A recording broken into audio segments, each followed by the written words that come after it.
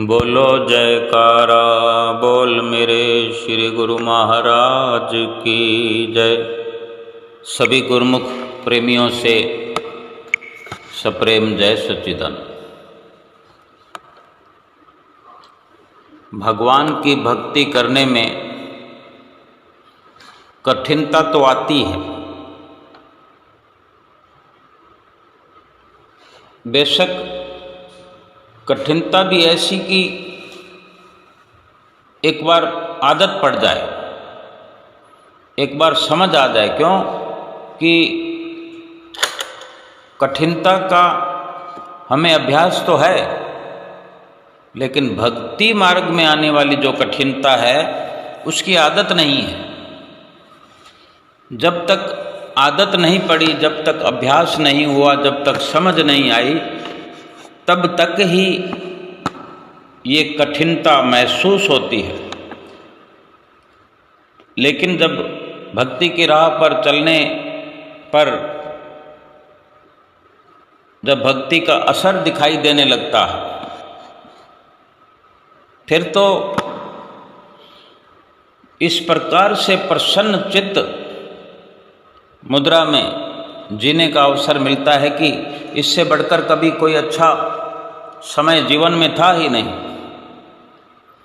इसलिए पहले चाहे श्री दर्शनों के लिए जाना हो, कुटिया पर जाना हो, घर में श्री आरती पूजा करना हो, सेवा का कभी जिक्र हो जाए, यानी भक्ति करना चाहते हैं तो ये सब तो करना पड़ेगा हमें। श्री गुरु महाराज जी से जो हीरे मोतियों स्वरूप उपहार मिले हैं, ये 5 नियम, इनको तो निभाना ही पड़ेगा। भक्ति तभी प्राप्त होगी। संतों महापुरुषों का अपना एक तरीका होता है, नज़रिया होता है, और हमें वो सब मान करके ही, आज्ञा पर चल करके ही सफलता मिलती है, मिल सकती है। चाहे सुमरन करना हो, कितना कठिन हो जाता है। कई कठिनाइयाँ हमारे दिल दिमाग में होती है, कई कठिनाइयाँ परिस्थितियों में होती है। यानी घर की परिस्थिति कुछ ऐसी है कि हम चाहते हैं कि हम श्री दरबार में पहुँचें, या अपने ही नज़दीक कहीं आश्रम में पहुँचें। ना भी पहुँच सकें तो घर में तो श्री गुरु महाराज जी विराजमान हैं, लेकिन प्रेरित करने के लिए, जगाने के लिए जो सतगुरु ने जगह जगह शहरों में भी, एक एक शहर में कितने कितने आश्रम बनाए हैं, संतों महात्माओं को वहाँ पर विराजित किया है, परमहंसों की छवियाँ विराजमान हैं।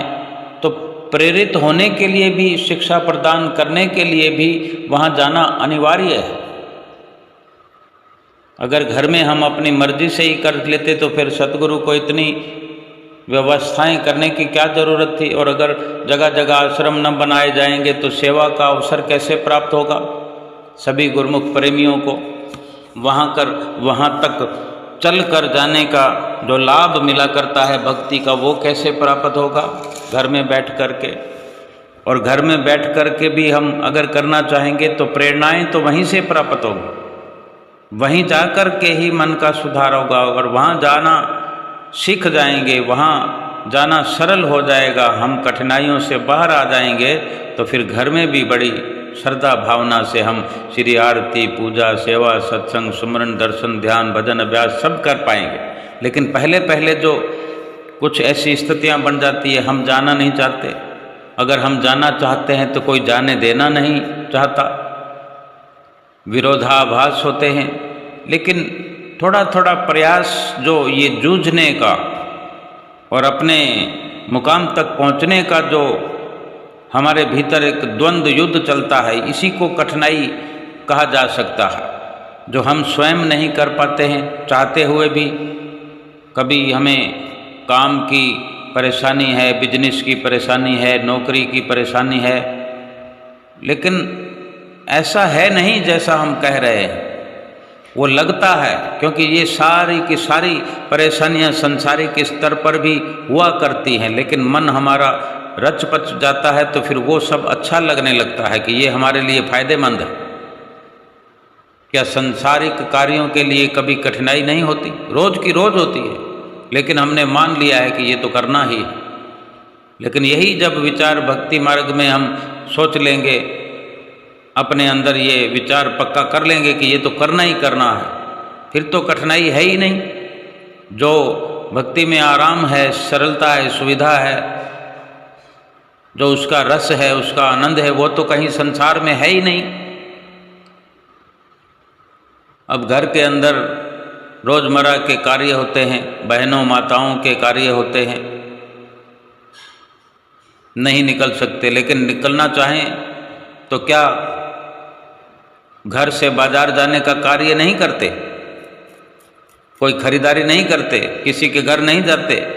ब्याह शादी सगाई में किसी के घर अफसोस करने के लिए नहीं जाते? सब कार्य करने में समय लगता है, धन लगता है, तन लगता है, मन लगता है, और अच्छा भी नहीं लगता, फिर भी जाते हैं। कहीं अफसोस करने जाना हो, कोई गुजर गया हो, नहीं जाना चाहते, लेकिन फिर भी जाते हैं, लोगों को दिखाने के लिए। मर्यादा एक बना रखी हमने, न चाहते हुए भी वो सब करते हैं। कहीं शादी हो, वहाँ पर 56 भोग हैं खाने के लिए, तो सभी के लिए ये बहुत सुनहरी अवसर नहीं है। बहुत सारे ऐसे भी हमारे भाई बहन हैं जो नहीं जाना चाहते, लेकिन फिर भी जाते हैं। और आजकल देखो, ब्याह शादी सगाई घर में न करके कितने दूर दूर जा करके, किलोमीटरों के किलोमीटर चल करके खुद भी जाते हैं और दूसरों को भी वहीं निमंत्रित करते हैं, जहाँ पर तन मन धन बड़ा ज़बरदस्त खर्च होता है। रात को 12-12 बजे, आधी रात को लौट कर आते हैं, क्योंकि 12-12 बजे तक फंक्शन चलते रहते हैं। 8 बजे 9 बजे घर से निकलते हैं कि भूख के समय तो जाना ही होता है। प्रीति भोज, चाहे लड़की की शादी हो या लड़के की शादी हो, 8 बजे तो शुरू होता ही है। और कोई देर से खाना खाते हैं या कोई देर से पहुंचते हैं, किसी का काम धंधा है तो 10 बजे तो पहुंचेंगे ही पहुंचेंगे।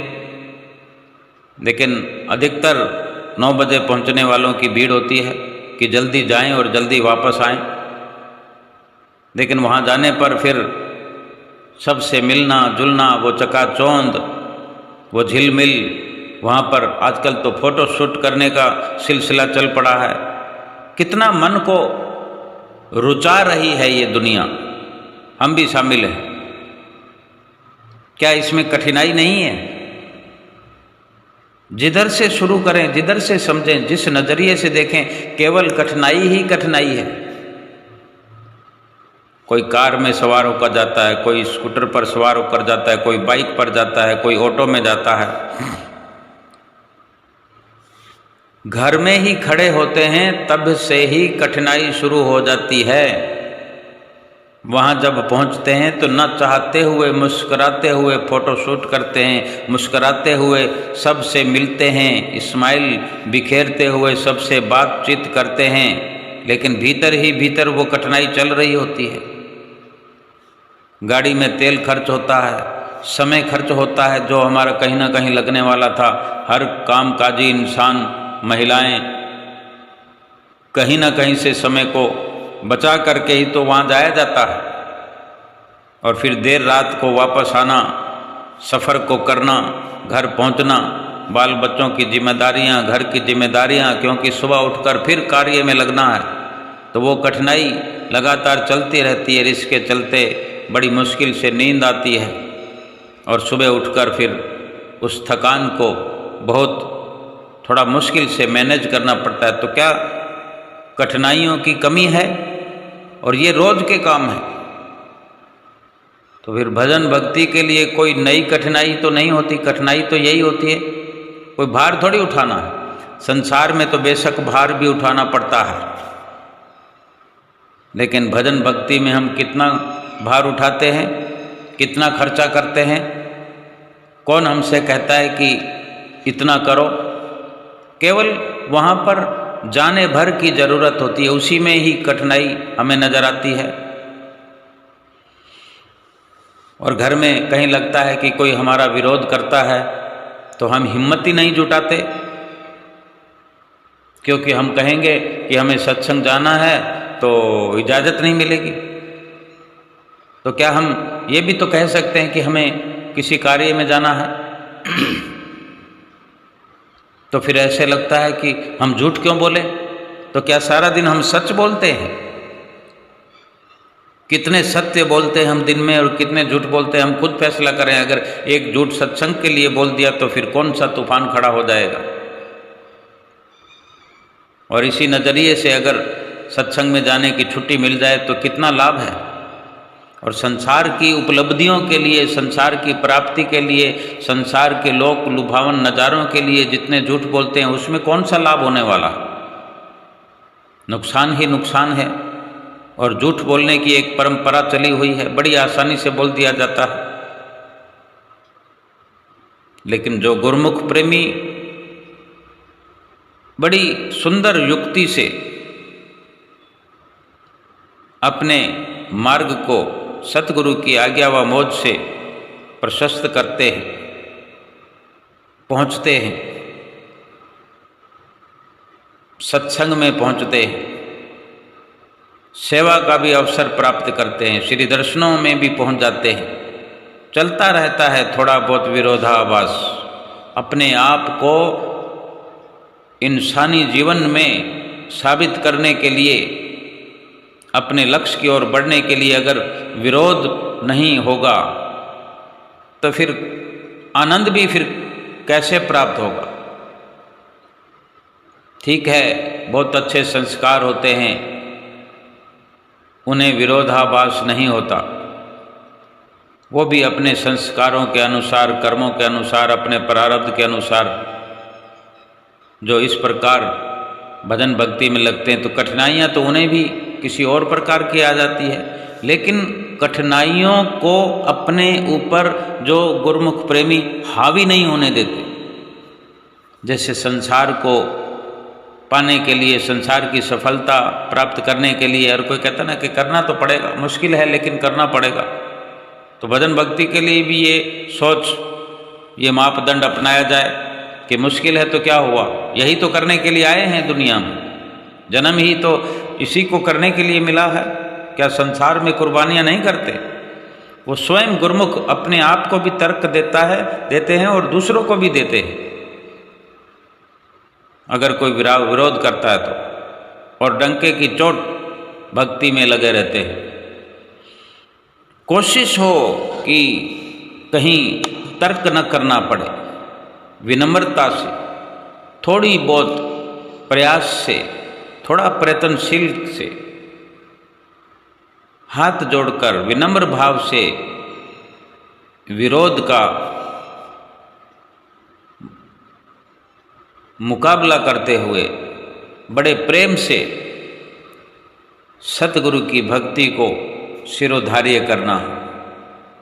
लेकिन कठिनता को बड़े सरल स्वभाव से अगर सहन करते जाते हैं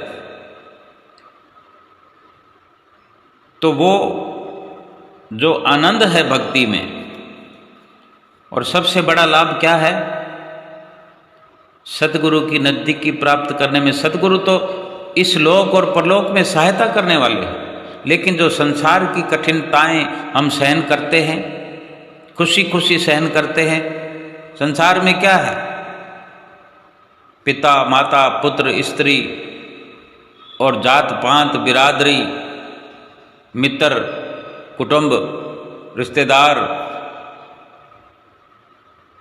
इन्हीं के लिए ही कठिनाई भोगते रहते हैं। तो क्या ये कोई विपदा पड़ने पर साथ निभाने के लिए आते हैं, कोई सहायता कर सकते हैं? भगवान श्री कृष्ण के दरबार में जब द्रौपदी पर जो दुर्योधन और पांडवों के बीच में जो ये द्रौपदी का किस्सा सबने सुना हुआ है। जब उसका चीर हरण हुआ, दुशासन ने दुस्साहस किया, कितने बड़े बड़े वहां पर योद्धा बैठे हुए थे, कोई आया क्या बचाने के लिए? ये तो इस लोक की बात थी, झूठी शान की बात थी, झूठी मुठी जीत की बात थी। कोई आया क्या बचाने के लिए? वो भगवान आए, उन्होंने सम्मान और मान रखते हुए चीर हरण से ऐसा बचाया कि थक गए सब के सब, और भगवान के भक्त का पलड़ा भारी हो गया। उसी भगवान की राह पर चलने के लिए, भगवान की भक्ति को हासिल करने के लिए हम कठिनाइयों का रोना रोते रहेंगे और कठिनाइयों से डर कर बैठ जाएंगे, फिर कौन संसार का हमारी मदद करने आएगा? संसार में कौन दुखी नहीं है?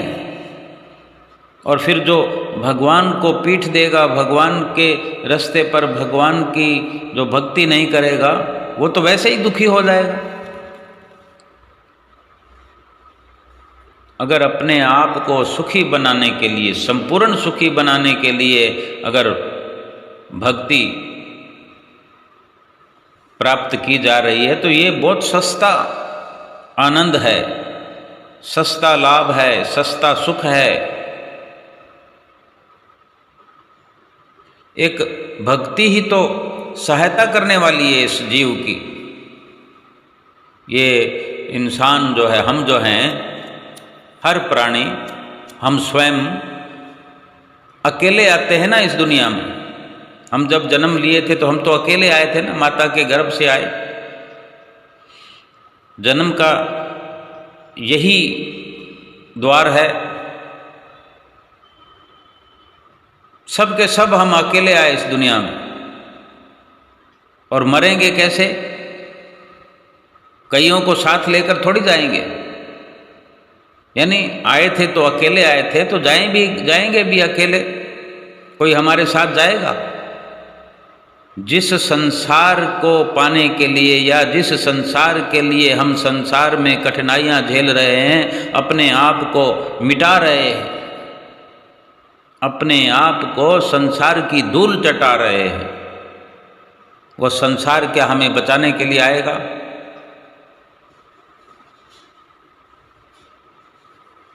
हम संसार के इन झूठे रिश्तों में, झूठे कुटुंबियों में, झूठे परिवार में रह करके जो झूठे ये पाप करते हैं, पुण्य भी करते हैं, लेकिन जो भी पुण्य और पाप करते हैं,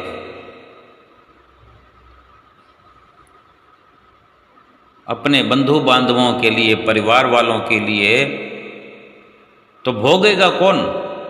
क्या वो भोगने के लिए आएंगे हमारे साथ कि भाई तुमने हमें कोई पाप करके, कमाई करके ला के खिलाया, पहनाया,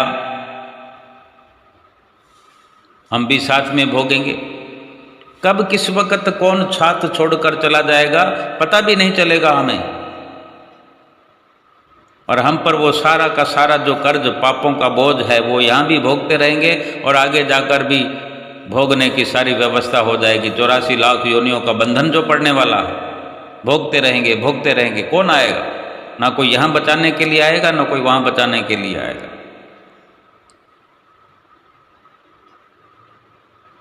और जितने भी भाई बंधु हैं, हमारे मरे हुए शरीर को लकड़ियों के ढेर पर पूरा जलने भी नहीं देते, खिसकने लग जाते हैं। आग लगा दिया, उस आग को ही देखते रहेंगे कि थोड़ी लपटें तेज हो जाएं और कार्रवाई शुरू करें। इंतजार में बैठे होते हैं कुटुंबी, परिवारी, बंधु बांधव, मित्र, संबंधी। क्या यही अपने होते हैं? इन्हीं के लिए कठिनाइयां सहन करते रहते हैं। और उस भगवान के लिए, भक्ति के लिए कठिनाई हमें सहन करना अच्छा नहीं लगता, उस राह को छोड़ देते हैं। उस कार्य को छोड़ देते हैं जो भगवान यहाँ भी हमारी सहायता करते हैं और परलोक में भी सहायता करते हैं, अपने साथ रखते हैं, अपने साथ ले जाते हैं। मरना तो शरीर को तो है ही, शरीर तो जो मिला है वो यहीं समाप्त होगा, लेकिन अंश तो हम परमात्मा की है ना। परमात्मा से दूरी बना करके कैसे लाभ प्राप्त करेंगे भला? केवल भक्ति ही साथ जाएगी, भक्ति ही आत्मिक सुख दिलाएगी, आत्मिक सफलता दिलाएगी, आत्मिक जीवन खुशहाल करेगी। तो परलोक की, इस लोक और परलोक की दोनों की सहायता बनी रहे, दोनों लोकों में हमारी सहायता होती रहे, खुशहाली बनी रहे, इसके लिए केवल और केवल भक्ति ही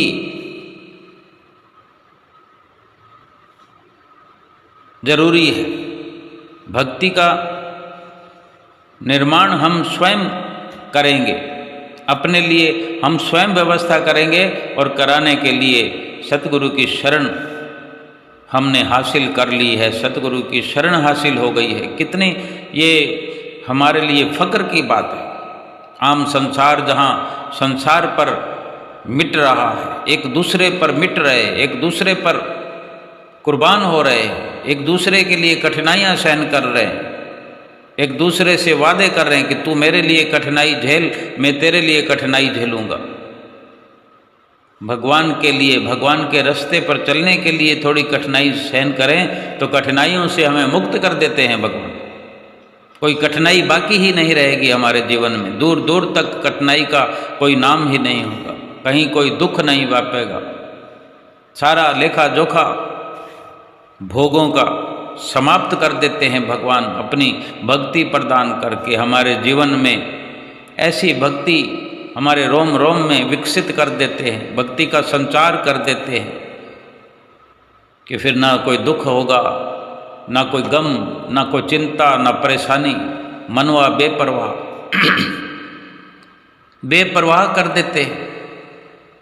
और आम इंसान जीवन भर परवाह करते हुए कभी शरीर की परवाह करता है, कभी धन की परवाह करता है, कभी कुटुंब परिवार रिश्तों की परवाह करता है, कभी देश दुनिया की परवाह करता है, कभी रंगले बंगलों की परवाह करता है, कभी रुपए पैसे की परवाह करता करता इस दुनिया से चला जाता है। और गुरुमुख प्रेमी सतगुरु के प्यारे केवल अपने सतगुरु की परवाह करते हैं और सतगुरु फिर अपने सेवकों को बेपरवाह कर देता है,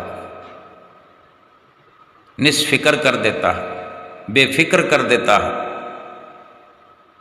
थोड़ी थोड़ी भक्ति ही रोज करनी होती है। कभी सतगुरु ने ये फरमान तो नहीं किया कि 24 घंटे भक्ति ही करते रहो। सब कुछ करने के लिए छूट है कि बेशक करो, थोड़ी सी भक्ति तो करनी है। 24 घंटे में 10% निकाल लें, थोड़ा ज़्यादा निकाल लें, लेकिन 10% तो कोई ज़्यादा नहीं है। अगर 10% हम खुशी खुशी निकाल सकते हैं, फिर अगर हमें लत लग जाती है भक्ति की, आदत पड़ जाती है, तो समय तो अपने आप निकलता जाएगा। समय तो पूरा का पूरा भक्ति के लिए मिला हुआ है। बाल बच्चे संभालने के लिए, पालने के लिए, ये कुटुंब परिवार बनाने के लिए थोड़ी ना दुनिया में आए हैं। ये तो हिसाब किताब है, बही खाते हैं, ये साथ लेकर आए हैं। जिसका जितना हिसाब किताब हमारे साथ है, वो हिसाब किताब सलटा करके, निपटा करके देखते हैं, साथ छोड़ जाता है। कितने कितने सालों तक, कितने वर्षों तक मित्रता चलती है मित्रों की, और एक किसी पड़ाव पर, एक लम्हे में, एक पल में मित्रता ऐसे ख़त्म हो जाती है कि जैसे कभी जानते नहीं हैं। कह भी देते हैं कहने वाले, यूं जा रहे हैं जैसे जानते नहीं हैं, पर फिर उसी सदमे को लेकर बैठे रहते हैं। ये संसार का प्यार है, जिनके लिए कठिनाइयाँ सहन करते हैं। आज कोई मित्र दूसरे मित्र को कठिनाई सहन कर आर्थिक मदद कर देता है, रुपया पैसा देकर व्यवस्था कर देता है, इसी में ही मित्रता समाप्त हो जाती है। ये संसार के लिए सहन की हुई कठिनता है और उसका ये परिणाम है। सतगुरु के लिए, भक्ति के लिए कठिनता सहन करके देखें कितना लाभ मिलता है। मन के अंदर ठंडक आ जाती है, शीतलता प्रदान हो जाती है। ये भक्ति की कठिनाई का लाभ है। थोड़ा थोड़ा भजन भक्ति करते हैं ना, केवल 10% समय, 10% धन यानी तन मन धन की कुर्बानी अगर 10% कर दे, हम एक अपने आप को विचारों में बांधे, धन नहीं है तो जरूरत भी नहीं है, एक केवल विचार विमर्श की बात है कि संसार पर जब ये सब कुर्बानियां करते हैं तो भक्ति की जो कमाई है, भक्ति का जो लाभ है, वो यूं ही क्यों प्राप्त करना चाहते हैं। ये हमारे भीतर सुंदर भाव होना चाहिए कि कम से कम जो इस लोक में और परलोक में सुख देने वाली भक्ति है उसको बड़े सुदृढ़ तरीके से, श्रद्धा से, विश्वास से, जो भक्त होते हैं, अनन्य भक्त होते हैं, वो तो सब कुछ निछावर कर देते हैं। धन धान्य की निछावर करने की जरूरत ही नहीं है, बिल्कुल भी जरूरत नहीं है। भगवान को क्या चाहिए भला हमसे, और हम भला भगवान को दे ही क्या सकते हैं, सतगुरु को क्या दे सकते हैं हम। आज तक श्री गुरु महाराज जी को किसने क्या दिया है? जो भी कुछ अर्पण किया, समर्पण किया, सतगुरु ने तो वही का वही उसी के लिए ही सुरक्षित कर दिया। हमने जो भी तिल फुल आज तक कुर्बान किया हो, त्याग किया हो, हमें तो कभी लगा ही नहीं, लगना ही नहीं चाहिए। वो हमारे लिए ही सतगुरु ने सुरक्षित कर दिया है, बढ़ा चढ़ा कर कई गुना कर दिया है। ये तो महसूस करने की बात है ना, ये तो अपने सुंदर भाव की नजाकत हो सकती है कि हम कैसे सोचते हैं। आज इतनी बड़ी रचना श्री अनंतपुर दरबार की हम देख रहे हैं अपने आँखों से। ये सब हम सब की मिली जुली व्यवस्था है, रचना सतगुरु ने रचाई है, तो अवसर तो हम सबको दिया है। आज हम उसी शुद्ध हवा के अंदर श्वास लेते हैं, चाहे श्री दरबार अनंतपुर में जाएं, श्री प्रयाग धाम में जाएं, और जहाँ जहाँ भी धाम ही धाम बने हुए कहीं भी जाएं, बैठ कर के कैसा आनंद प्राप्त करते हैं। मन में सुकून भर जाता है, रोम रोम पुलकित हो जाता है। ये हमारी स्वयं की जो की हुई व्यवस्था है, सतगुरु ने हमारे लिए ही व्यवस्थित कर दिया। और भी जो आगे करेंगे, थोड़ा प्रयास करेंगे, हमारे लिए ही व्यवस्थित होता जाएगा। ये इस लोक की रचना नजर आती है, ये लोक सुखी हो रहा है, और ऐसे ही परलोक सुहेला होना है कि हमारी आत्मा को भी धर दिया जाएगा, परमात्मा के घर में पहुंचा दिया जाएगा।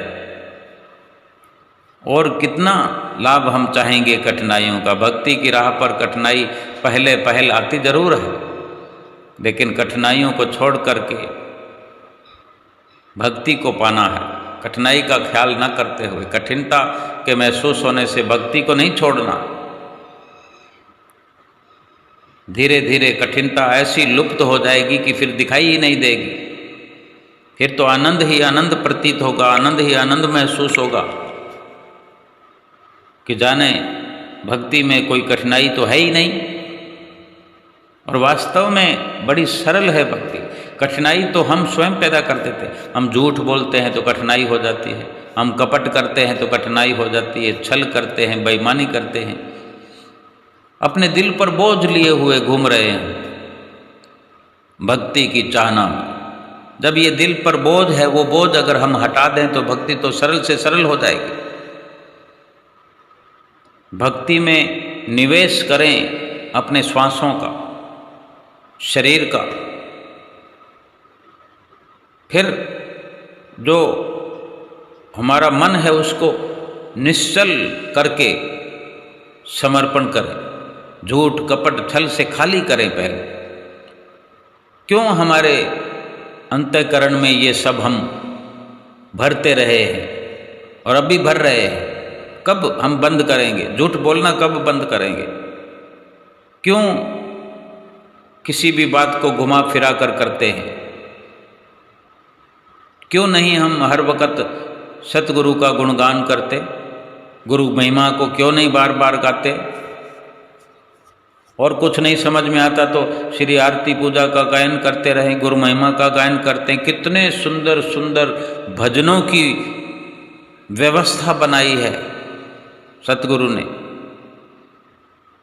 कोई भजन गुनगुनाते रहें। अपनी जुबान पे क्यों संसारिक चर्चाएं हम लेकर आते हैं कि उसका ये हो गया, उसका ये हो गया, उसके बेटे की शादी कहाँ होगी, उसकी बहू का क्या हाल है, बेटी की शादी कहाँ की है, जमाई कैसा है, क्या करता है, सुंदर है कि काला है, पैसे वाला है, गरीब है।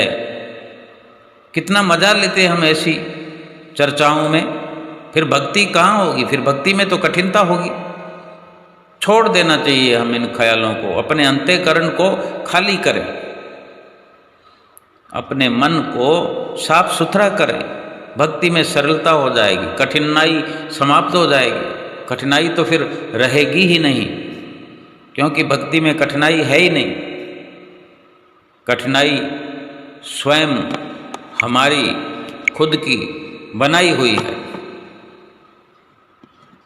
जो हमारी स्वयं की रचना है झूठी, उसको हम समाप्त करें। जो सतगुरु की रचना है उसमें अपना चित्त लगा करके, तन मन शामिल करके सतगुरु की आज्ञा व मौज में चलें। श्री आरती पूजा सेवा सत्संग सुमरन दर्शन ध्यान श्रद्धा से जो नित्य करे, निश्चय हो कल्याण। बोलो जयकारा बोल मेरे श्री गुरु महाराज की जय।